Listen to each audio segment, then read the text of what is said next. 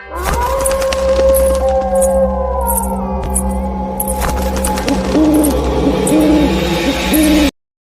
आज की कहानी है भूतिया हवेली का रहस्य। राजस्थान के एक छोटे से गांव धौलपुर में एक पुरानी हवेली थी, जिसे लोग कुंवर हवेली के नाम से जानते थे। वह हवेली लगभग 100 साल पुरानी थी।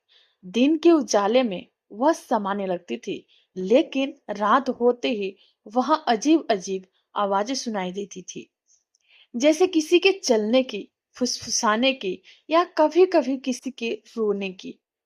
गांव वाले उस हवेली के पास जाते नहीं थे। गांव में सब कहते थे कि उस हवेली में कुंवर प्रताप सिंह का भूत भटकता है, वही जमींदार जिसने अपने जीवन में बहुत अत्याचार किए थे। आइए इस कहानी को अब शुरुआत करते हैं।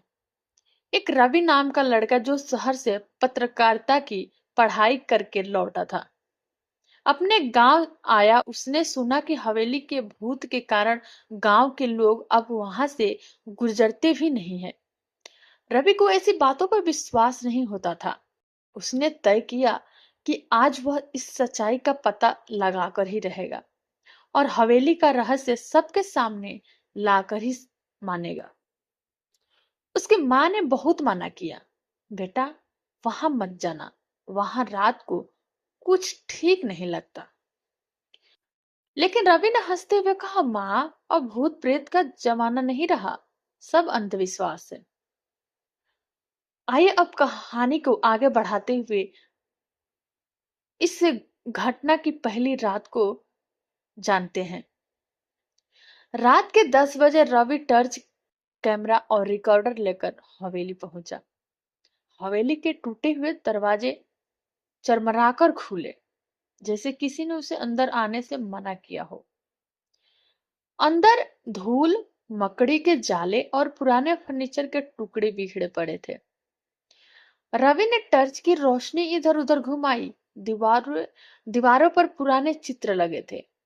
उनमें एक चित्र था जिसमें कुंवर प्रताप सिंह तलवार लिए खड़े थे।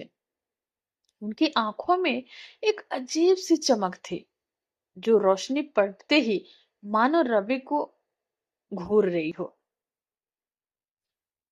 अचानक हवेली में हवा चलने लगी और एक खिड़की जोर से बंद हो गई। रवि थोड़ा घबराया, लेकिन हिम्मत रखी। उसने कैमरा ऑन किया और रिकॉर्डर शुरू कर दी। यह अब देखिए, वहां वह कैमरे से बोलने लगा, कहने लगा जैसे कि हम लोग ब्लॉग बनाते हैं आजकल, कि यह देखिए, यही है कुंवर हवेली, जहां लोगों के अनुसार रात को आत्मा घूमती है। इतना कहते ही पीछे से किसी महिला की हल्की आवाज आई, यहाँ से चले जाओ। रवि ने पीछे मुड़कर देखा, कुछ नहीं था। उसका दिल तेज धड़कने लगा। उसने सोचा शायद हवा या उसकी कल्पना हो। जब वो ऊपर के कमरे में पहुंचा तो दीवार पर किसी की छाया दिखी। वह टर्च लेकर पास गया, लेकिन वहां भी कोई भी नहीं था। अचानक पीछे से किसी ने उसके कंधे पर हाथ रखा। वह झटका से पलटा, वहां भी कोई नहीं था। अब डर के मारे उसके अंदर डर बैठ गया।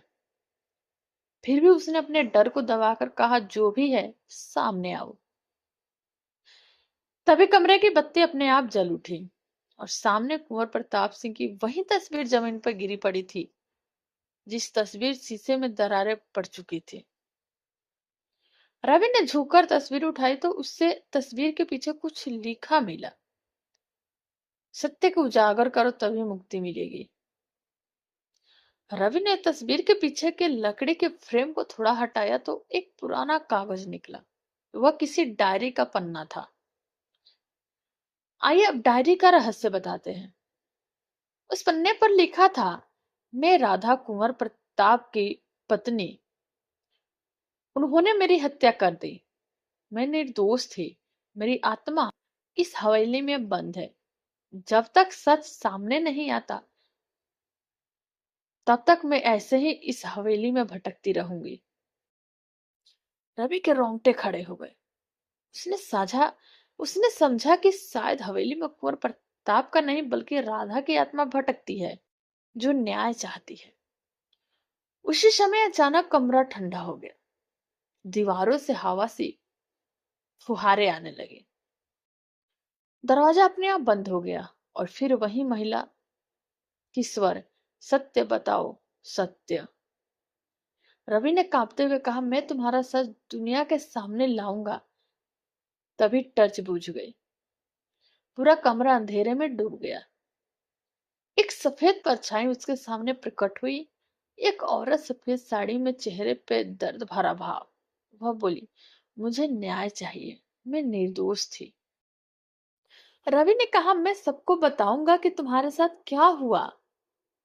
वह आत्मा मुस्कुराई और धीरे धीरे गायब हो गई। उसी समय हवेली में बत्ती अपने आप जल उठी। ऐसा लगा जैसे किसी को शांति मिल गई हो।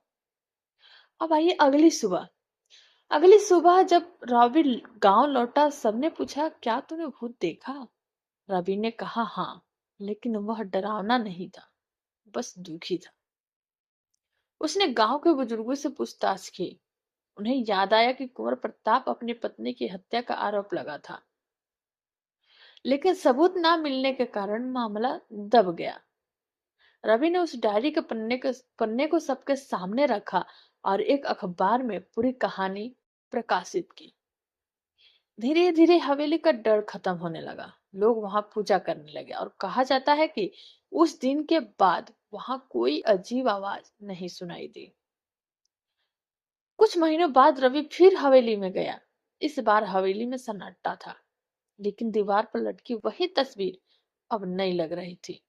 राधा और कुंवर की तस्वीर मुस्कुराती हुई। रवि ने मुस्कुराते हुए कहा, अब तुम्हें शांति मिल गई ना। हवा चली और कमरे में हल्की खुशबू फैल गई, जैसे किसी ने धन्यवाद कहा हो। कभी कभी जो हमें भूत लगता है वह किसी अधूरी कहानी की आत्मा होती है। डर के पीछे भी दर्द और सच्चाई छिपी होती है।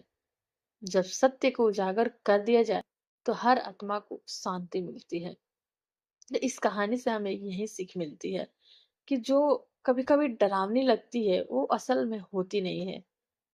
कुछ डरावनी घटनाएं इसलिए भी होती है कि वो हमसे कुछ कहना चाहती है। तो दोस्तों, ये कहानी कैसी लगी हमें कमेंट करके